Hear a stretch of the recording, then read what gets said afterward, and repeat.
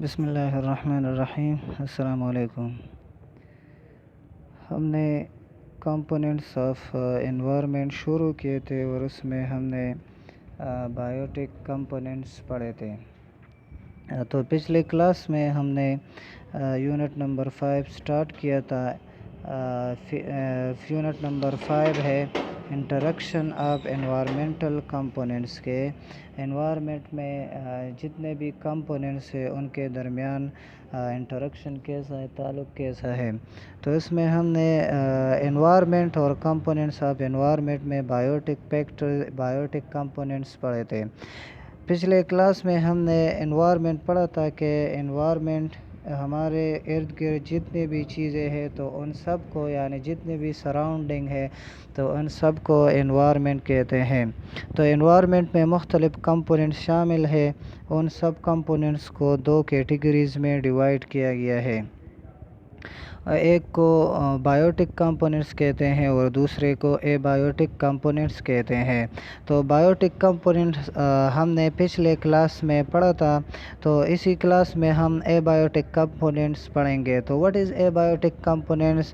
تو all living things in our surrounding make the abiotic components of an environment کہ ہمارے ارد گرد جتنے بھی غیر جاندار چیزیں ہیں تو وہ اے بایوٹک کمپوننٹس بناتے ہیں۔ تو یہ اے بایوٹک کمپوننٹس اور بایوٹک کمپوننٹس یہ انوائرمنٹ کے 2 کمپوننٹس ہے، 2 کیٹیگریز ہے۔ اس میں مختلف قسم کے کمپوننٹس شامل ہیں اور یہ ایک دوسرے کے ساتھ تعلق رکھتے ہیں۔ تو اے بایوٹک کمپوننٹ میں اس میں ہم مختلف قسم کے کمپوننٹ پڑھیں گے جو بایوٹک کمپوننٹ کے لیے یا ایک انوائرمنٹ کے لیے یا آرگینزم کے لیے بہت زیادہ اہم ہوتے ہیں۔ تو اس میں پہلا ہے پانی یعنی واٹر۔ تو پہلا اے بایوٹک کمپوننٹ ہے واٹر۔ تو واٹر یہ ایک بہت ہی اہم اے بایوٹک کمپوننٹ ہے ایکو سسٹم کا۔ تو ایکو سسٹم کے لیے پانی یہ بہت زیادہ اہم ہوتا ہے۔ تو ایکو سسٹم میں جاندار پائے جاتے ہیں، تو سارے آرگینزم کے لیے، جتنے بھی آرگینزم ہے تو اس کے سروائیول کے لیے، اپنی زندگی گزارنے کے لیے، اپنے آپ کو زندہ رکھنے کے لیے پانی کی بہت زیادہ ضرورت ہوتی ہے۔ مثال کے طور پر پلانٹس ہے یعنی پودے ہیں، تو پودوں کے لیے بھی پانی کا ہونا بہت زیادہ ضروری ہے، کیونکہ جو فوٹوسنتھسس عمل ہوتا ہے یعنی پودے جو خوراک تیار کرتے ہیں اپنے، تو وہ پانی سے بناتے ہیں۔ تو اگر پانی موجود نہ ہو تو پودے اپنی خوراک تیار نہیں کر سکتے۔ اس کے علاوہ اینیملز ہے، تو اینیملز کے لیے بھی یہ جو اے بایوٹک کمپوننٹ ہے یعنی پانی، یہ بھی بہت زیادہ ضروری ہوتی ہے۔ تو اینیملز پانی کو استعمال کرتے ہیں مختلف فنکشنز کو پرفارم کرنے کے لیے، مختلف کام کو کرنے کے لیے۔ آرگینزم یعنی اینیملز یہ پانی استعمال کرتے ہیں۔ مثال کے طور پر درجہ حرارت کو ریگولیٹ کرنے کے لیے، انہیں مینٹین کرنے کے لیے بھی پانی استعمال ہوتی ہے۔ اس کے علاوہ ہمارے باڈی میں مختلف قسم کے ویسٹ پروڈکٹ ہوتے ہیں، تو انہیں ایکسکریٹ کرنے کے لیے بھی اینیملز پانی کا استعمال کرتے ہیں، یعنی پانی کے ذریعے ہی ویسٹ پروڈکٹ یہ ہمارے جسم سے باہر نکل جاتے ہیں۔ اس کے بعد سیکنڈ نمبر جو اے بایوٹک کمپوننٹ ہے وہ ہے سوئل یعنی مٹی۔ تو واٹ از سوئل؟ تو soil is a mixture of broken rock particles, minerals, microorganism and dead matter of plants and animals کے سوئل یہ ٹوٹے ہوئے چٹانوں کے ٹکڑے ہوتے ہیں۔ اس کے علاوہ منرلز، مائکرو آرگینزم اور پلانٹس اور اینیمل کے ڈیڈ میٹر جو مرے ہوئے ہوتے، ختم ہوئے ہوتے ہیں، تو اس کے جو باقیات ہوتے ہیں تو ان سب کے آمیزے کو یعنی بروکن راکس کے پارٹیکل، منرل، مائکرو آرگینزم اور dead matter of plants and animals, ان سب مواد کے مکسچر کو آمیزے کو سوئل کہتے ہیں۔ اس کے علاوہ سوئل یہ بہت زیادہ امپورٹنٹ یعنی اہم کردار ادا کرتا ہے ایک انوائرمنٹ میں، ایک ماحول میں۔ مثال کے طور پر اس کا پہلا کام یہ ہے، خصوصیت یہ ہے سوئل کا کہ یہ پلانٹس کو یعنی جو پلانٹس باڈی ہوتی ہے تو انہیں گراؤنڈز میں جو پلانٹ اس طرح اگے ہوئے ہوتے ہیں اور اس طرح کھڑے ہوئے ہوتے ہیں تو یہ سوئل ہی کے ذریعے ہوتے ہیں۔ اس کے علاوہ سوئل میں مائکروبس ہوتے ہیں یعنی مائکرو آرگنزم ہوتے ہیں، خوردبینی جاندار۔ تو جب پلانٹس اور اینیملز یہ مر جاتے ہیں تو مائکروبس، مائکرو آرگنزم اس پر کام کرتے ہیں، اسے اپنی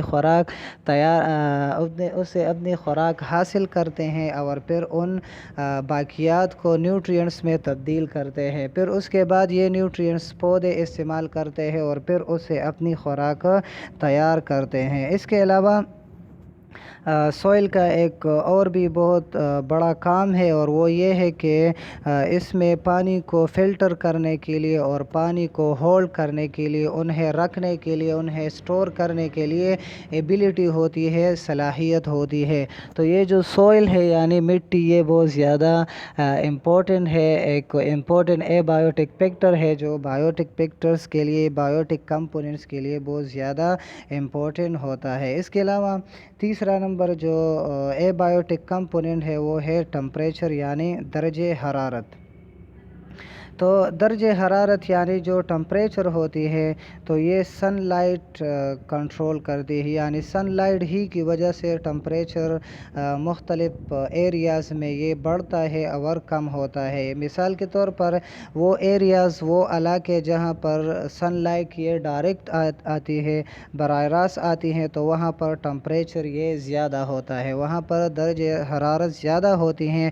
اور وہ علاقے جہاں پر سن لائٹ یہ ڈائریکٹ نہیں آتی، براہ راست نہیں آتی، تو وہاں پر ٹمپریچر یہ کم ہوتا ہے۔ اس کے علاوہ پلانٹس خوراک تیار کرتے ہیں سن لائٹ کی موجودگی میں، یعنی سن لائٹ کی موجودگی میں خوراک تیار کرتے ہیں پودے۔ تو خوراک کو تیار کرنے کے لیے پودوں کے لیے ایک خاص رینج کی ٹمپریچر ہوتی ہے۔ خوراک کو تیار کرنے کے لیے ایک خاص مقدار یعنی ٹمپریچر کی ایک خاص مقدار کی ضرورت ہوتی ہے اور اس مقدار کے ذریعے پودے اپنے خوراک تیار کرتے ہیں۔ اس کے علاوہ بہت سے اینیملز ہوتے ہیں، بہت سے جاندار ہوتے ہیں جو اپنی باڈی ٹمپریچر کو، اپنے جسم کے درجہ حرارت کو یہ مینٹین نہیں کرتے، انہیں برقرار نہیں رکھتے۔ مثال کے طور پر لیزرڈ ہے، فراگ ہے، ایکسیکٹرا ہے۔ تو وہ پھر جب ٹمپریچر یہ زیادہ ہو جاتی ہے، ٹمپریچر بڑھتا ہے تو وہ چھپ جاتے ہیں یعنی ہائیڈ ہو جاتے ہیں ٹمپریچر سے، زیادہ درجہ حرارت سے اپنے آپ کو بچانے کے لیے۔ تو ٹمپریچر یہ ایک اور بایوٹک کمپوننٹ ہے جو بہت ہی اہم ہے، جو بہت ہی امپورٹنٹ بایوٹک کمپوننٹ ہے اور یہ بھی بایوٹک کمپوننٹس کے لیے بہت زیادہ اہم ہوتا ہے۔ ٹمپریچر کے بعد جو اور بایوٹک فیکٹرز ہے تو اس میں نیکسٹ نمبر لائٹ ہے یعنی روشنی۔ تو روشنی، لائٹ، یہ سارے آرگنزم کے لیے بہت زیادہ امپورٹنٹ ہوتی ہے، بہت زیادہ اہم ہوتی ہے۔ اور لائٹ کو حاصل کرنے کے لیے یعنی لائٹ کا سب سے بڑا ذریعہ وہ سن ہے یعنی سورج ہے۔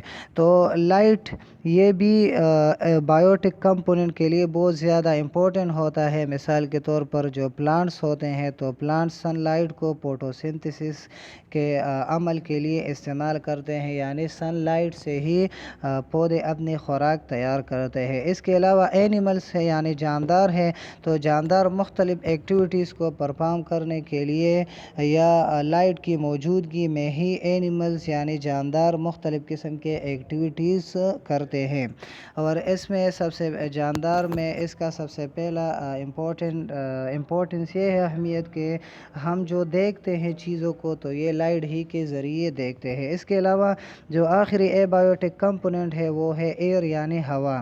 تو ہوا it is a mixture of different gases, کہ یہ مختلف گیسوں کا مجموعہ ہے جس میں کاربن ڈائی آکسائڈ، آکسیجن، نائٹروجن اور بھی مختلف گیسز شامل ہوتے ہیں، اور یہ گیسز پھر بایوٹک کمپوننٹ کے لیے یعنی جانداروں کے لیے بہت زیادہ امپورٹنٹ ہوتے ہیں، بہت زیادہ اہم ہوتے ہیں۔ تو آرگینزم یعنی جاندار یہ مختلف قسم کے گیسز پر ڈیپینڈ کرتے ہیں، مختلف گیسوں پر ڈیپینڈ کرتے ہیں۔ مثال کے طور پر پلانٹس یعنی جو پودے ہوتے ہیں تو وہ کاربن ڈائی آکسائڈ کو استعمال کرتے ہیں فوٹوسنتھسس کے عمل کے ذریعے۔ فوٹوسنتھسس یعنی اپنی خوراک کو تیار کرنے کے لیے کاربن ڈائی آکسائڈ کو استعمال کرتے ہیں۔ تو یہ کاربن ڈائی آکسائڈ پودے ایئر سے یعنی ہوا سے لیتے ہیں، ہوا میں کاربن ڈائی آکسائڈ موجود ہوتی ہیں تو پھر وہ ہوا سے اس کاربن ڈائی آکسائڈ کو لیتے ہیں اور اپنی خوراک تیار کرتے ہیں۔ اس کے علاوہ جو اینیملس ہوتے ہیں یا ہیومن بینگس ہوتا ہے تو اس کے لیے بھی ہوا بہت زیادہ امپورٹنٹ ہے، ایئر۔ تو اس میں آکسیجن گیس ہوتا ہے اور آکسیجن یہ ریسپائریشن کے لیے بہت زیادہ امپورٹنٹ ہوتا ہے، ریسپائریشن کے لیے۔ تو جتنے بھی اے بایوٹک کمپوننٹس ہیں جو آج ہم نے پڑھے تو اس میں واٹر، سوئل، ٹمپریچر، لائٹ اور اس کے علاوہ ایئر، تو یہ سب اے بایوٹک کمپوننٹس یہ بایوٹک کمپوننٹس کے لیے بہت زیادہ امپورٹنٹ ہوتے ہیں۔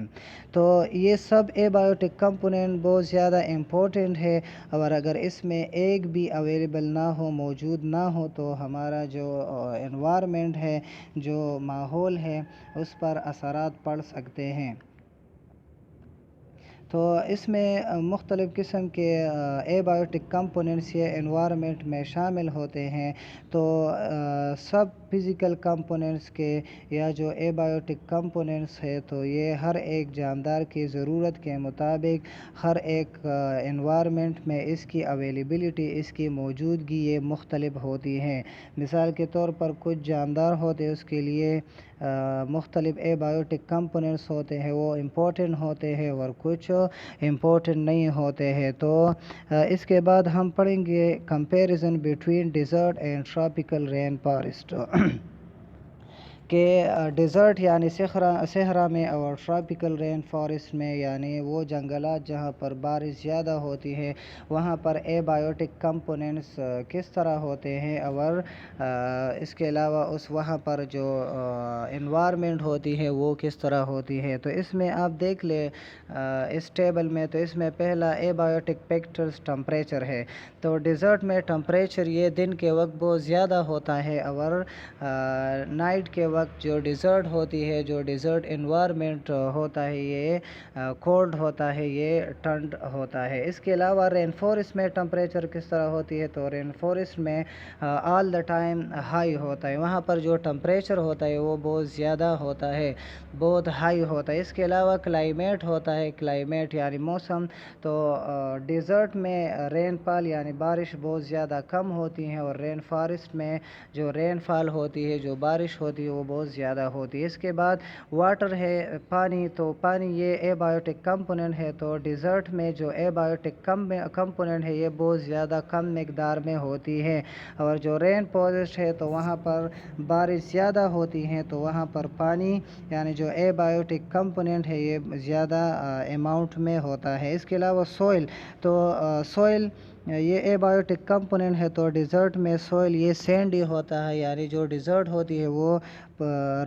ریتیلی ہوتی ہے، وہاں پر ریت بہت زیادہ ہوتی ہیں اور وہاں پر پانی کو ہولڈ کرنے کے لیے، پانی کو سٹور کرنے کے لیے ڈیزرٹ میں یہ کیپیسٹی یعنی کثافت نہیں ہوتی ہے، وہاں پر پانی کو سٹور نہیں کیا جا سکتا۔ اس کے علاوہ رین فارسٹ میں جو پانی یعنی جو سوئل ہوتا ہے وہ ایسیڈک ہوتا ہے، تیزابی ہوتا ہے اور جو سوئل ہوتی ہیں وہ زیادہ بارشوں کی وجہ سے اس کی جو کوالٹی ہوتی ہے وہ بہت کمزور ہوتی ہے کیونکہ اس میں جو نیوٹرینٹس ہوتے ہیں وہ پانی کی وجہ سے یہ واشڈ آؤٹ ہوئے ہوتے ہیں، یہ پانی کے ساتھ بہہ جاتے ہیں۔ اس کے بعد ایئر ہے، تو ڈیزرٹ میں ایئر خشک ہوتی ہے اور وارم یعنی گرم ہوتی ہے اور رین فارسٹ میں جو ایئر ہوتی ہے یہ ہیومڈ ہوتی ہے یعنی نمدار ہوتی ہے، اور وارم گرم ہوتی ہے۔ اس کے علاوہ لائٹ ڈیزرٹ میں اسٹرانگ یعنی اس کی انٹینسٹی زیادہ ہوتی ہے، اور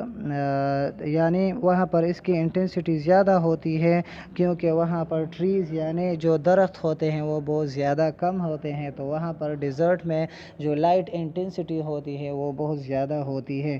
اس کے علاوہ رین فارسٹ میں سن لائٹ یہ بہت زیادہ انٹینس نہیں ہوتی کیونکہ یہاں پر بہت زیادہ درخت ہوتے ہیں، ان درختوں کی وجہ سے سن لائٹ یہ براہ راست زمین تک نہیں آ جاتی ہے، تو اس وجہ سے وہاں پر جو لائٹ انٹینسٹی ہوتی ہے وہ بہت زیادہ کم ہوتی ہے۔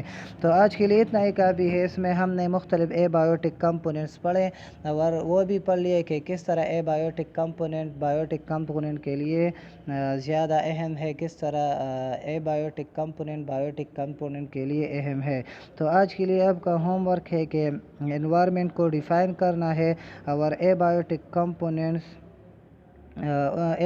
کمپوننٹس اس کو لکھنا بھی ہے اور انہیں میمورائز بھی کرنا ہے۔ تو آج کے لیے اتنا ہی کافی ہے۔ والسلام۔